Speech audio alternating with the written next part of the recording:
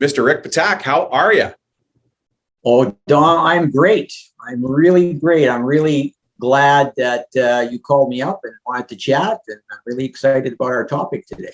Yeah, so am I. Today we're going to be talking about time wasters on the job site.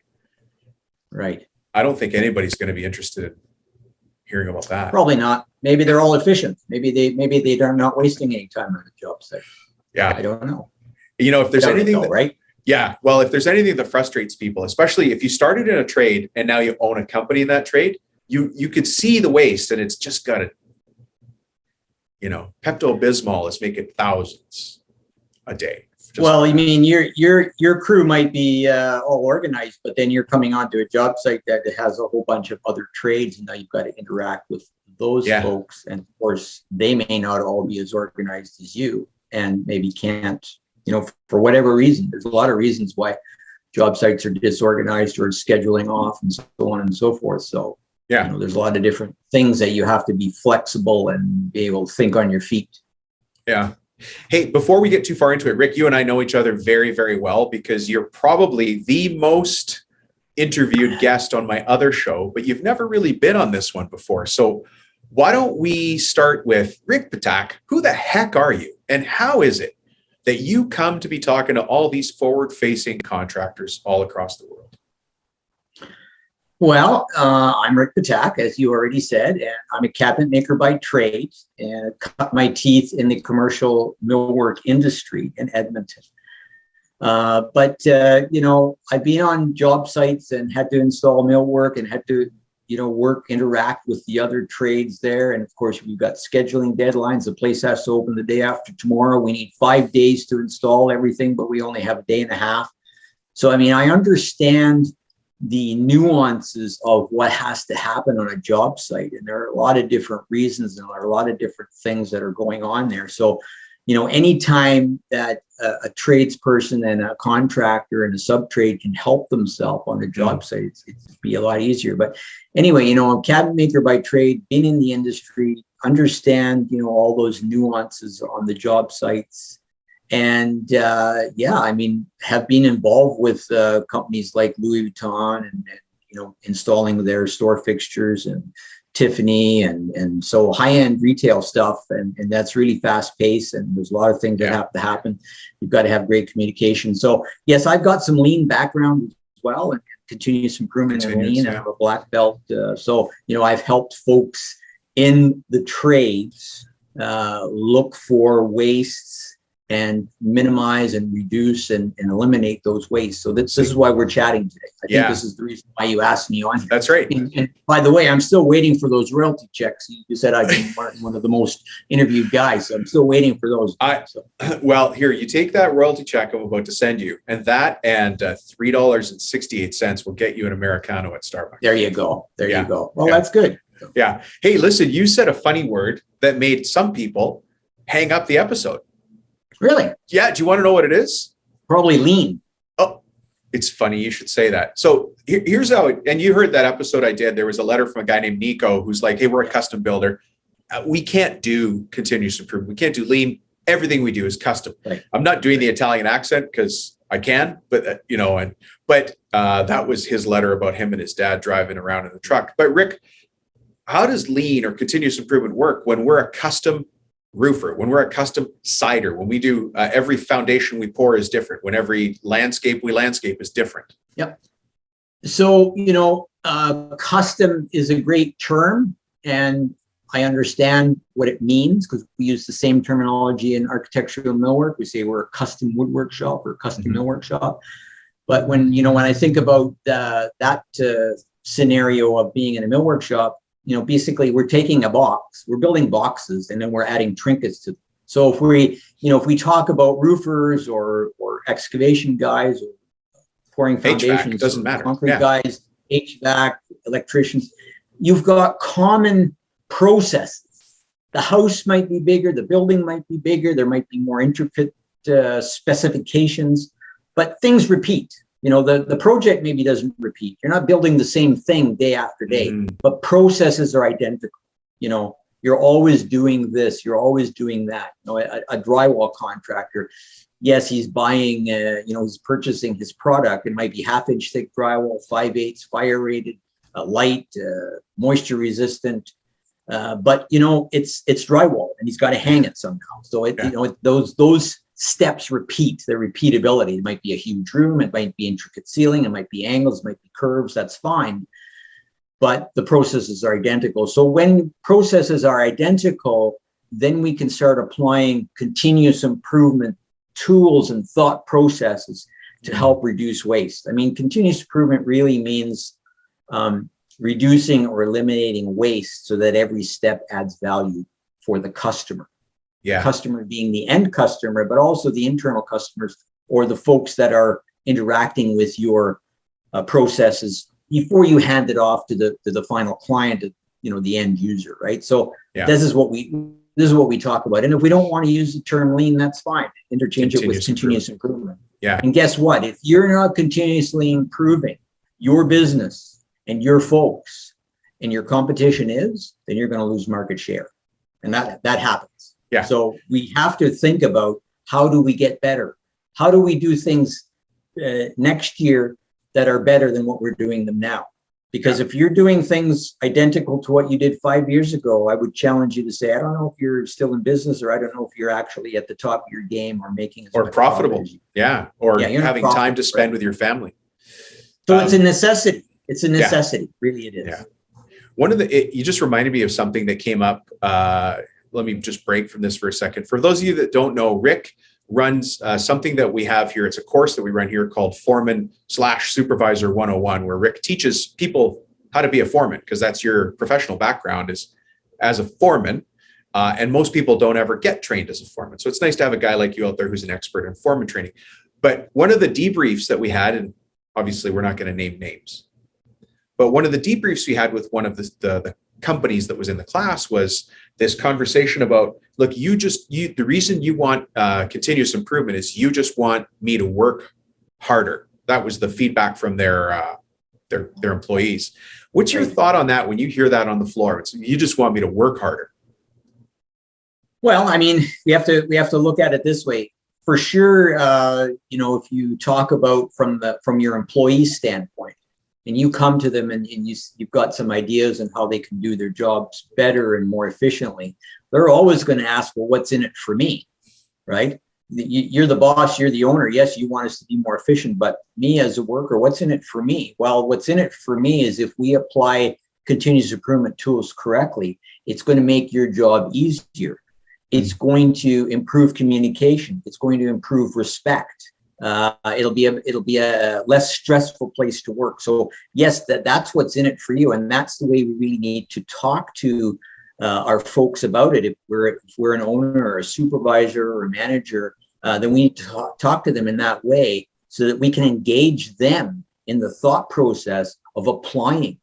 First of all, teaching them some continuous improvement tools, and then applying those tools to make their jobs easier, to fix what bugs them. If I were to borrow a phrase from Paul Akers, who runs FastCap, right? Yeah. Anybody that talks that wants to research it, Paul Akers and 2 Second Lean is a great book. So fix what bugs you. And if we want to know what bugs somebody, let's ask the worker who does it every day and say, what's bothering you? What doesn't work for you? What's causing you grief? They'll tell you.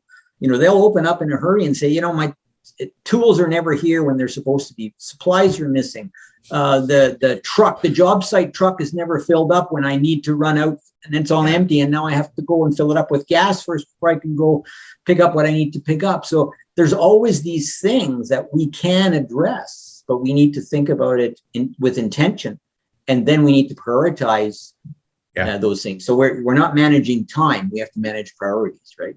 I learned that from wise person that I listened to a webinar and a training last week. I think his name was Dom on time management for contracts. That's right. Yeah. It's, I think back to one of the other debriefs that we did when we were talking continuous improvement with a construction company. And it was so apparent to us when we watched the video, because we're removed from it, but how much time got wasted just going to borrow a tape measure.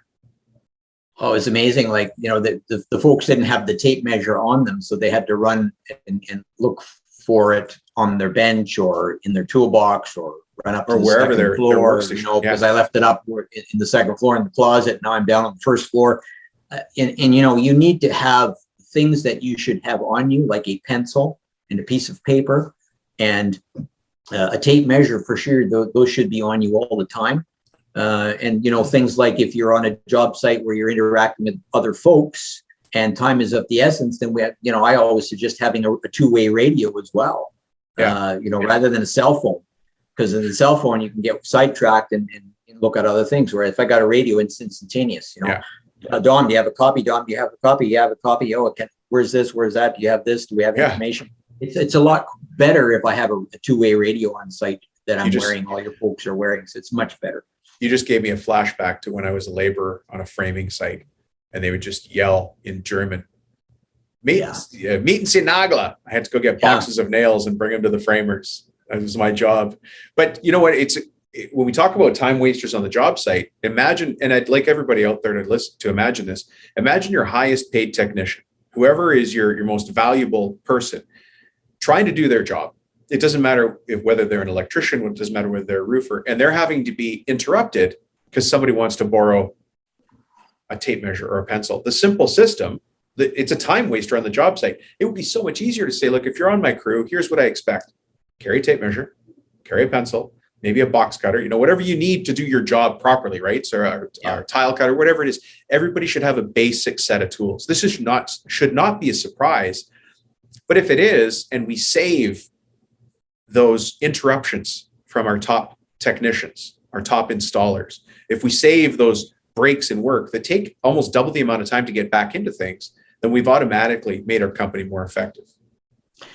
Well, another way to think about that same scenario, Dom, is to say, okay, if each of your guys on the job site spends 1 minute a day, or 60 steps that are wasted, right, looking for something, and they do that every day over 240 days, you guys who are listening in on this will be able to do the math on this, because that adds up over time, over the year, doesn't it? Yeah. And so this is where the opportunity lies. It's not, it's not a magic bullet. And you said this last week too in your talk, Dom, that there's no magic bullet or wand. There's not one thing that you're going to hear today and say, oh, geez, I'm going to save $120,000 every year if I do that. Yeah. It's going to be a bunch of little things that are added up. Yeah. And that could very well be over $120,000 a year in savings if you can, tweak those things and reduce those wastes and reduce those time wasters, right? So we're talking about things that are easily adapted and easily implemented, and it's not going to cost you a lot of money. You don't have to buy a new piece of equipment that's that's a good point. You don't have to buy a new piece of software, $50,000-$60,000 and then spend months trying to train people on it. We're not talking about that. We're talking about easy things that can be implemented smartly, intelligently, to increase your efficiency and effectiveness. Yeah, that's such a good point. It reminds me of everybody that listens to the show knows that I'm a bit psycho on this one, but there's a time cost to not coiling up your ropes and your hoses and your cables properly. And the frustration that I used to have when I watched my guys step through the spaghetti mess they had with electrical cables, like, that should be coiled properly. What do we do? Why are we redoing that work just by untangling that?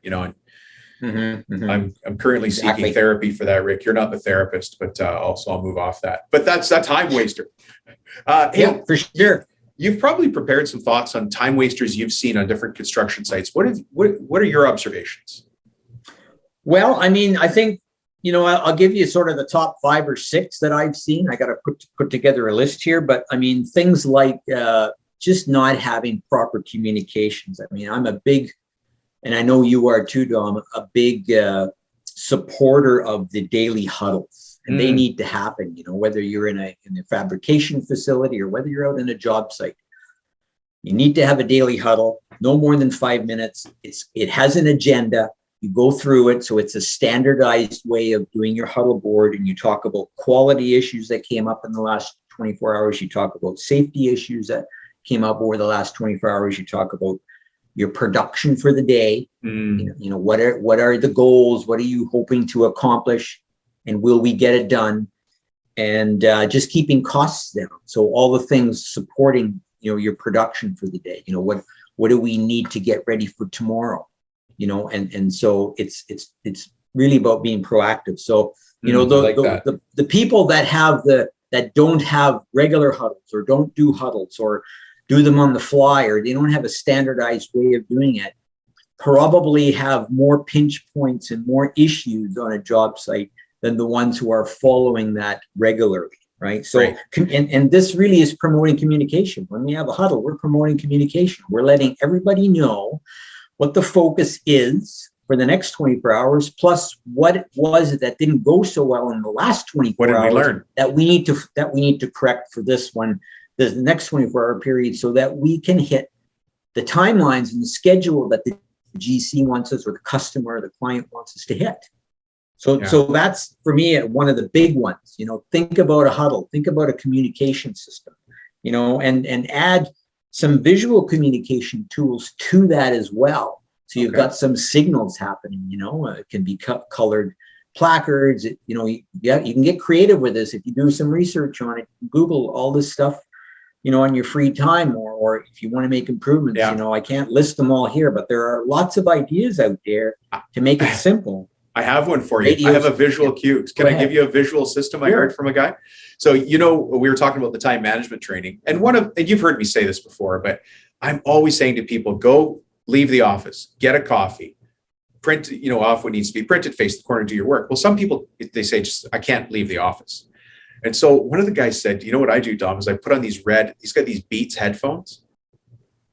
So they go over his ears. And I guess what he's done in his company is, if he's wearing those headphones, nobody's allowed to bug him. That's the rule. Yeah. No. And so it's just funny you said visual cues, because hey, that's what he's doing there. He puts those headphones on, and when people see he's wearing those red headphones, that's his don't bug the boss time. Yeah. So anyways, just a funny little aside, but maybe that works for people.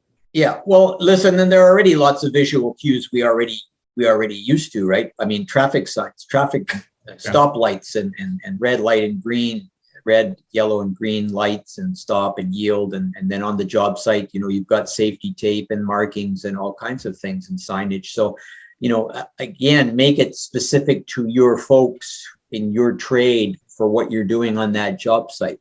Again, create some standards, standardized work, standardized processes. I get that it's a custom job. We've never done a roof like this before. We've never done these curves on the drywall. We've never done this kind of tile work before. Great, but you still have mortar. You still has adhesive. You still have the tools that you need to cut the tiles to the shapes. So those are standard things that you're going to do all the time on every job site that you're on. So, love it. Create some standards. So again, these are the things that I see are top time wasters, right? Have radios if radios are feasible, because if you got more than 2 or 3 guys in a job site and they have to interact and they could be on different floors, you might want to outfit them with radios, and just so they can stay in contact with each other, so that things are moving, so that there's a flow to the work, because there needs to be a flow, right? The other thing I see is that, just not managing the constraints or the barriers. You need to be able to identify and anticipate. You need, when something goes wrong, if there's a defect or there's rework, a lot of companies, they do a great job of just, let's throw some extra help on it and let's just get it fixed and let's move on. And that's great, but they never do a root cause analysis. Okay. So what happens is that the chance of that repeating, maybe not on that job site, but on the next job site, that rework repeating itself is much higher, because you don't know what the root cause was. I love this piece, because if it's a problem that came up on this job site, it probably came up somewhere else, and maybe it showed up a different way. But do you have a trick for people? How do you find the root cause? Like, how do you dig back to what actually caused all this? Well, the first trick is intentionally saying, and you can do this at the huddle board really, really well, is say, okay, we had rework yesterday. We had a quality issue. We have to do that over again. Yeah. Why? So you ask why 5 times. The intent is we want to know what is the root cause. So, you've got all your guys there, probably the guys that it affected the most. They'll be the ones that might be able to answer the why question. So you might say, well, yeah, the truck ran out of gas. Why? Well, because the fuel gauge isn't working. Well, why isn't the fuel gauge working? Well, because we missed the regular maintenance on the truck. Why did you miss the regular maintenance on the truck? Well, because we were too busy and we didn't schedule it. Well, guess what? Then we need to do a better job of scheduling the regular maintenance, making sure that those things are fixed so that we don't run into this again. Because, if you run out of gas and now you've got to go, Buddy's got to go with his truck, get a jerry can, go there. Oh my goodness. Now you've got two guys off the job site. So the big thing here is, guess what? Your customer is not going to pay for that.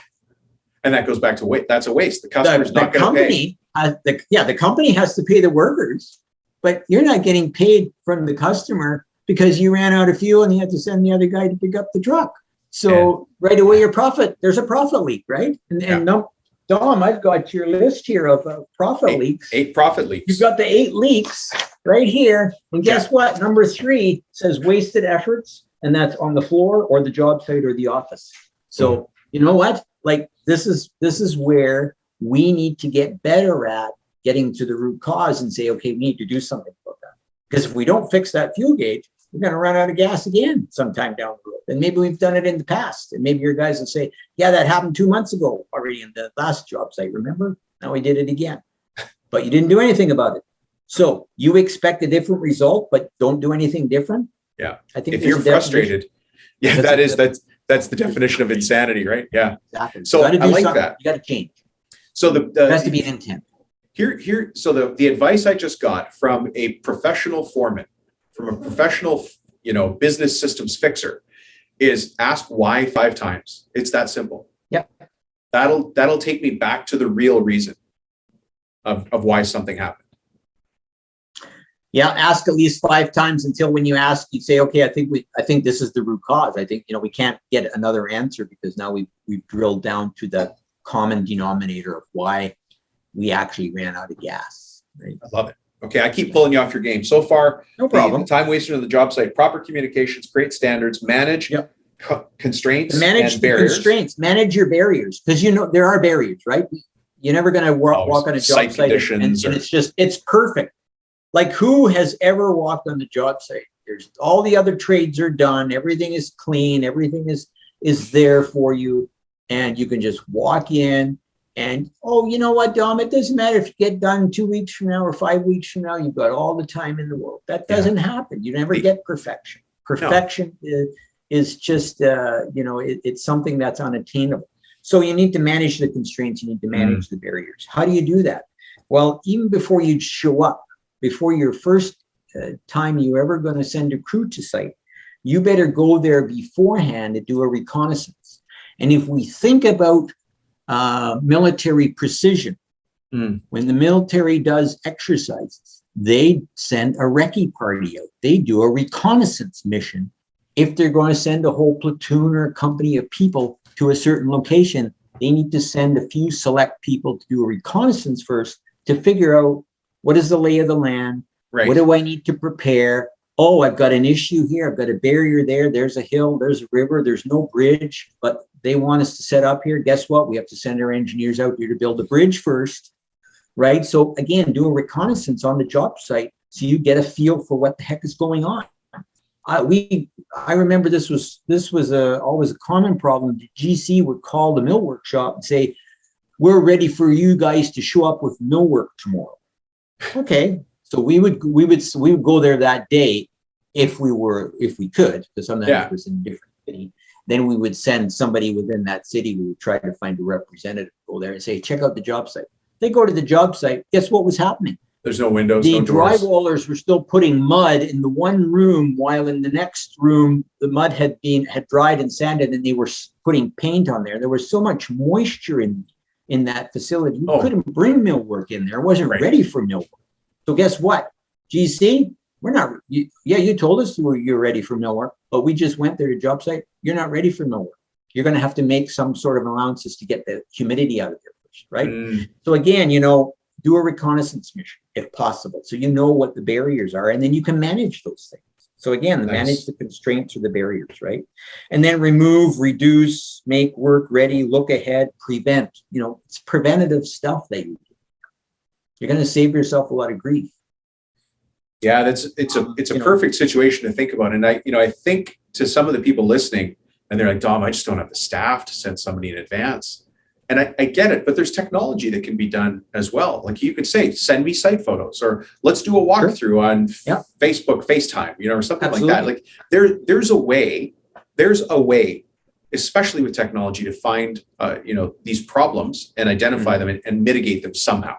I guess that's all we're asking, is start somewhere and start fixing something. If the goal for me is always, if you can do it 80% of the time, then the 20% of the time you can't, you're only dealing with that, but it's a much smaller stress load on you.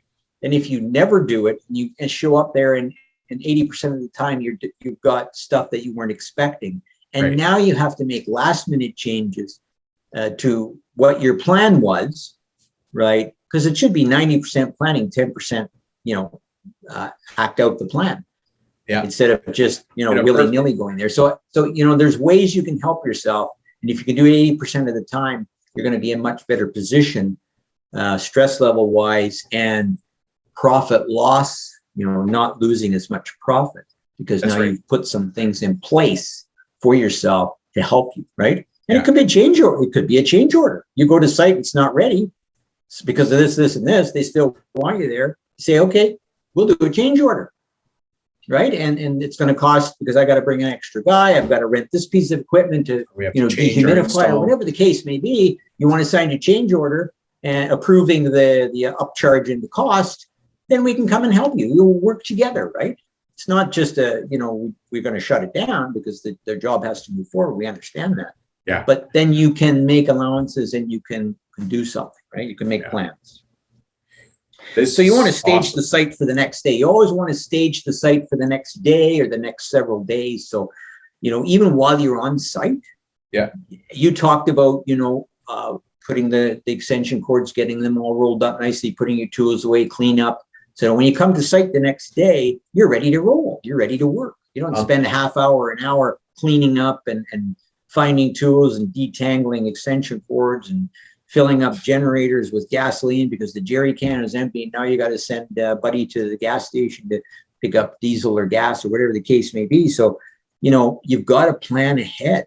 And again, military precision is what I would tend to want to go that way if I could. Act with military precision, with intent. It's funny you talk about stage the site for the next day. When I was in contracting in my own company, one of the companies I had was a painting business. And I actually used that as a selling feature. And I showed people pictures. This is the days of binders and printed pictures, Rick. I'm old. But I'd have a binder, and in there was a picture of we called it the crew kit. This is how our ladders go and the paint, and this is the drop cloth that goes over everything. And so you talk to the homeowner and say, where's the best place to put this? Against the house or against the garage? And even asking that question is actually a closing question, because now we're in the project. We're like, oh, you should put it against the garage. Okay, we'll do that. And then now we're moving along the sale. But what would also happen is it made it easier for me to tell my new employees, painters, hey, at the end of the day, the crew kit goes here. This is how we do it. Ladders go on the bottom. Paint cans go in between the rungs. The material goes here. Everything gets covered with a drop cloth. Drop cloth is folded. And then you show them a picture. This is a properly shut down painting job site, whether it's end of day or end of week.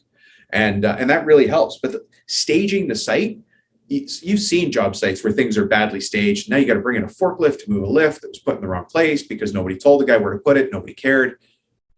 It's a disaster, and it's money. And if you're working with a GC, some GCs are very good at doing that, and some are just horrible because they're just the time. They're trying to manage their time, not their priorities. They're just putting out fires left, right, and center, and they're just doing the best they can, but they have no system. The system is lacking. You talked about your painters at the end of the day folding everything up. And, I would even add to that you're doing an inventory of what do I need for tomorrow's work? Yeah. Do I have it today? Do I have enough primer? Do I have enough paint?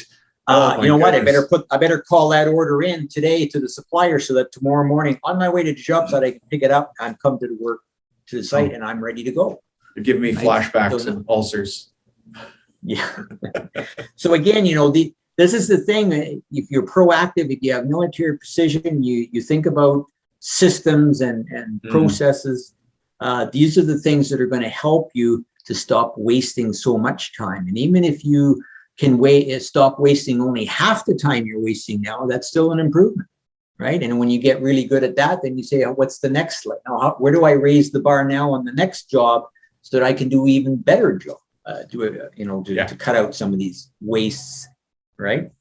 So that's a big thing. Again, you have to manage priorities. You can't manage your time. You said this well the other week when I tuned in. Time is it's set. You can't expand it. So I only have a certain amount of time. Yeah. So then I need to manage the priorities within that time, right? And I do the same thing when I plan my day out in the morning. I'll make a list. And sometimes there's like 15 things on that list. I know I can't get all those things done. No matter how much your wife is after you. I triage the stuff off the list. Hey, I don't need to get this one done. Yeah. Now, this one, if I don't do it, I'm really kicking myself because this is a proactive item. I really need to do that because if I don't do it today, I'm going to be reacting tomorrow. So that's the thing you have to be careful of, and then learn to delegate some of this stuff off to your senior folks, to your knowledgeable folks on the job site, your workers, delegate some of this stuff off. So now you're not doing it all, because that's the other thing. You can't do it all. So you have to delegate where you can. That's exactly where I was just going to go with this. A lot of this sounds like things that I would talk to my PM or my foreman or site lead about. Mm-hmm. Because as an owner, I need to, and listen, I get everybody who's listening to the podcast is at a different place in their business. Some are 1 or 2 man crews or 5 man crews, and they just can't pull themselves away. But as you start to think about growing, you have to replace yourself. And that one of those positions might be in that leader, in that PM position, in that site foreman position. How do we train those people to see the things that you're concerned about? Simplification. But if I put systems in place as an owner, when I'm still on the crew, it's much easier for me to say, well, now this is the system I expect everybody to follow. The rest of the crew knows that's the system, and that's just what we do. Yeah. But if you're trying, as the owner, trying to do that all yourself, you'll hit a max that you can't do anymore. And so that's your growth, then your growth stops, right? Yeah. And so without learning to delegate that off, train other folks, lack of standards. If you don't have standard work and you're not training and you're not passing that knowledge off and delegating it, and it has to be the right kind of stuff. Your folks can't do everything, but learn to pick and choose the stuff that they should be able to handle, and make sure they're trained appropriately and make sure they're following it. Then you've got opportunities now to be more proactive and do more planning, right? Mm-hmm. Yeah, grow the business. Yeah, grow the business, right? The other big thing I see on Jobsite is just poorly lit work areas. It's just as simple as getting some spotlights in there and having better lit work areas for your folks to work in. Because imagine poorly lit work area, you can't see the quality of work that's, and then all of a sudden in the daylight or when there's more light, we find quality issues and now we have to do rework. And well, you had an opportunity to, rent a light. If you don't have a light or you can't buy one, then rent one or whatever. And you've got a better lit work area for the work that's happening in those areas. It's interesting right? you say that's that. That's the other thing I see.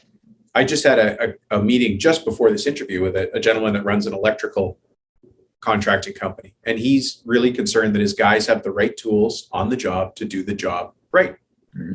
And it's interesting. He came at it from both the effectiveness angle, but also safety, right? Yes. I can't have my guys with broken ladders. I have to make sure they've got the right hand tools. I got to make sure the vans are equipped properly. But that all comes down to the same thing. And you might, we like to buy toys. Guys like to buy toys. Contractors like to buy toys. There's some we don't need to buy. We just get lulled into this sense that I need the latest and greatest. But there's some that are safe and there's some that help us be more effective. And those should be priority items. Yeah, and I mean, I didn't even focus on the safety, but the light would be also a safety, uh, you know, a support to safety as well, right? If it's a well lit area, you can see things, you can see hazards, you can see the things that are going to harm yourself or others. So for sure, that's an added bonus to getting a well lit area, right? Yeah.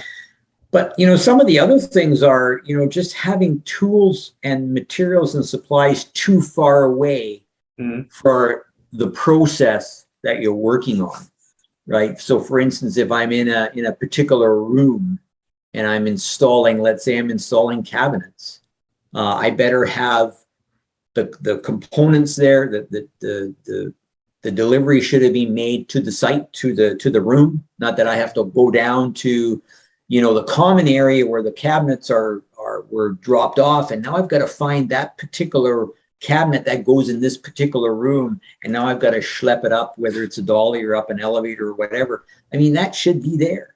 Yeah. Really, when your guys make deliveries, or whoever's delivering should be delivering whenever possible. Deliver it right to where it needs to go. Especially to your highest value person, right? Yeah. If it's flooring, it's got to be delivered there. Whether that's flooring tiles, whether that's adhesives, whether that's construction materials, 2x6s, 2x, whatever, joists, plywood, whatever the case may be, drywall, get it delivered where it needs to go. If we need 15 sheets in this room and we need 18 sheets over there, then get it distributed that way. Why should your drywallers who you're paid to hang the drywall have to schlep drywall around if you can get it delivered? So look for those things, right? And that's an easy delegation. I can ask the guys who's delivering the drywall to deliver right to the correct room, and that's an easy delegation. I don't have to train anybody for that. I can just ask them to do it. Yep. And even if you pay a little bit of a premium, it's going to be cheaper than paying your top drywall hangers to go and grab the drywall from that area. Oh, that's quite the job too. Yeah. That's a finicky job.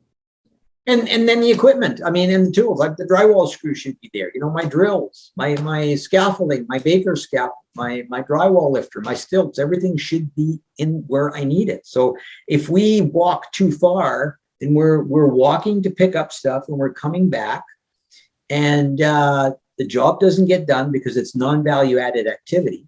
We're not adding value but we have to get it, but we can't bill the customer. But guess who has to pay the worker for it? The owner, right? Has to pay the worker for that extra time of spent, walking and getting whatever they need.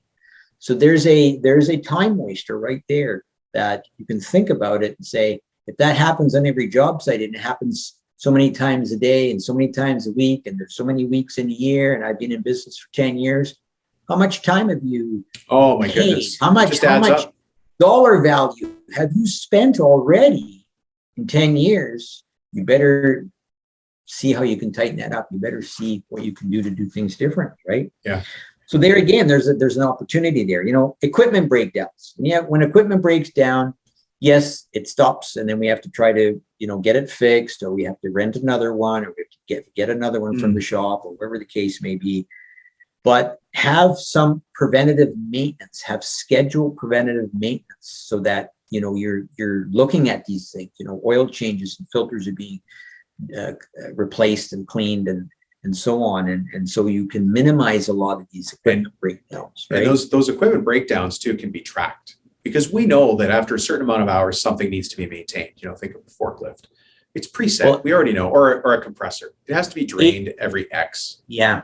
80% of breakdowns are really because things haven't been lubricated, things haven't been cleaned, oil changes, air filters, because it has to do with moving parts. So, and who can best look after that? The operators, the ones that are using it. It's not a specialized person you need to, I understand if a motor goes and you have to get it rewound. Yes, that's a special external maintenance item.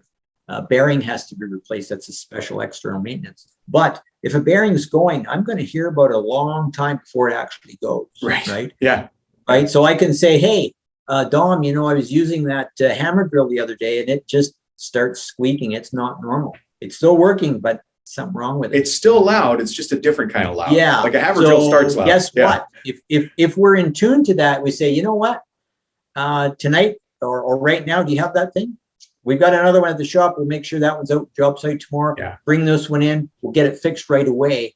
And that way I've prevented a breakdown on the job site from happening later on. Maybe not, maybe on this one, or maybe in 3 jobs from now. And then hey, but the hammer drill quit and I'm halfway done. I need another 2 hours work. And it's the Thursday before a long weekend and we're trying to find a damn hammer drill. Yeah. And again, 80% of the time you can, 20% of the time it's still going to happen that you can't predict it.